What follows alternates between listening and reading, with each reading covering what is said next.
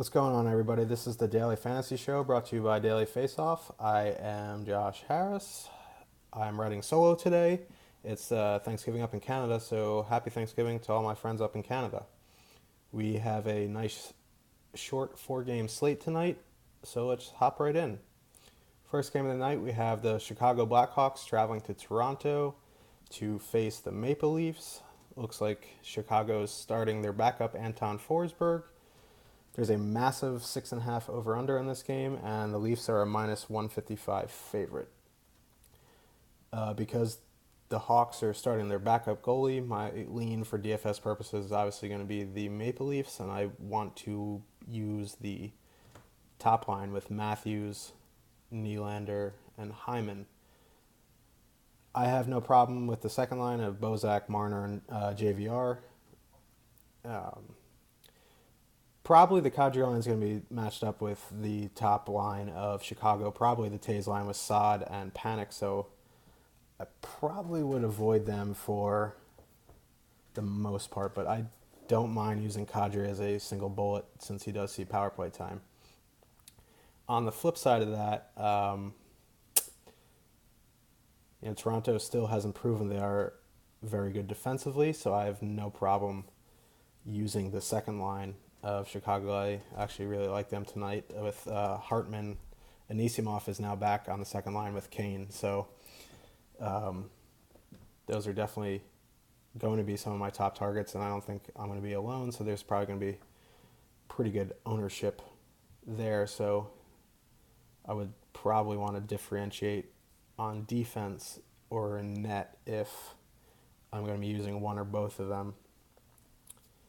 As far as I have no interest in Anton Forsberg tonight.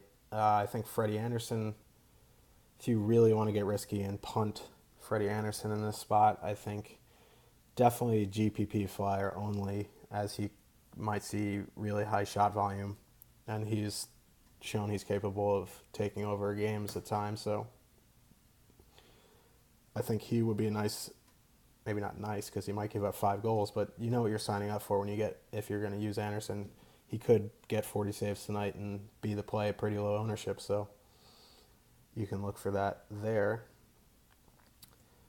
Okay, so we'll just move on to the second game. We got the Washington Capitals traveling to Tampa Bay to take on the Lightning. It's a 5.5 over-under, and Tampa Bay is a slight 115 favorite. It looks like Washington is starting their backup Philip Grubauer, and Vasi is starting for the Lightning. So one thing I noticed when I was looking at prices today was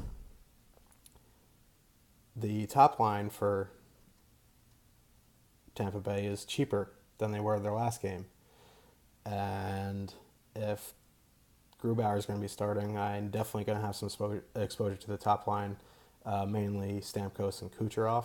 And I'm going to want to use Hedman on the power play. If you need salary relief, I mean, you can use Anton Strawman or see who's on their second power play unit, and you can plug them in for some savings. Now, on the flip side, Vasi has been pretty leaky to start this year, and Ovechkin is just on another planet right now. He's very expensive at $8,300, but on a short slate, if you fade Ovechkin and he goes for another hat trick, I mean, you're pretty much in trouble already. I'm going to have some exposure to Ovechkin. It's probably going to be light exposure. I'm going to take the risk of fading him.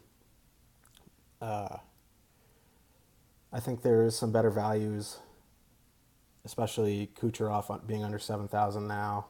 I think you can. I mean, in cash, Ovechkin's a lock for me. I'd definitely use him at 8,300 in cash, but for GPPs, I'm going to have a little bit just for some buyer's remorse in case he has another hat trick, but for the most part, I'm going to stay away. But I do like Evgeny Kuznetsov tonight at 5,900. If he does start shooting more, that'd be better. But on defense for the Capitals, if I'm going to be using them, I'm going to be using Orlov because he sees some power play time and he's still relatively cheap. Again, from this game, I'm I'm not really thrilled about the goalies. I might have some Vasi exposure, but for the most part, I'm going to want to probably, I mean, the goalies tonight aren't that great if you look at all of them. So I might have some Grubauer exposure because he's fairly cheap, but neither of these goalies stick out for me, so I'm probably going to fade both of them. All right, so we move on to the third game tonight. We got the Winnipeg Jets traveling to Edmonton to face the Oilers. Looks like this game has jumped to a 6 over-under, and the Oilers are a minus 160 favorite.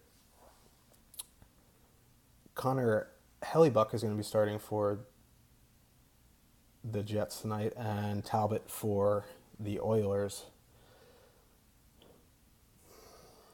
Again, the most expensive option is obviously going to be the most chalky with the Connor McDavid line, but he is cheaper than Ovechkin tonight. Winnipeg has a terrible penalty kill. The Oilers have been pretty good on the power play to start the season. I have no issue locking in McDavid line tonight and using Clefbaum on the power play if you want to make it a 4-man stack. On the flip side, I really like the Jets top line tonight. I don't think Cam Talbot is as good as his price shows, but I think Talbot is going to be, based on the goalies going tonight, I think Talbot's going to be pretty chalky tonight, considering he's the biggest favorite on the slate. And so I'm definitely going to have a bunch of exposure to the Jets' top line tonight. Ehlers, Scheifele, and Wheeler. Again, I also like the second line with Perreault, Little, and Laine, but my lean is to the top line tonight. I think I prefer them. And if you want to use the defenseman, I mean, Bufflin is okay, but Trouba's okay. I'd prefer to use Trouba, to be honest with you. Maybe even Morrissey if you need the salary relief.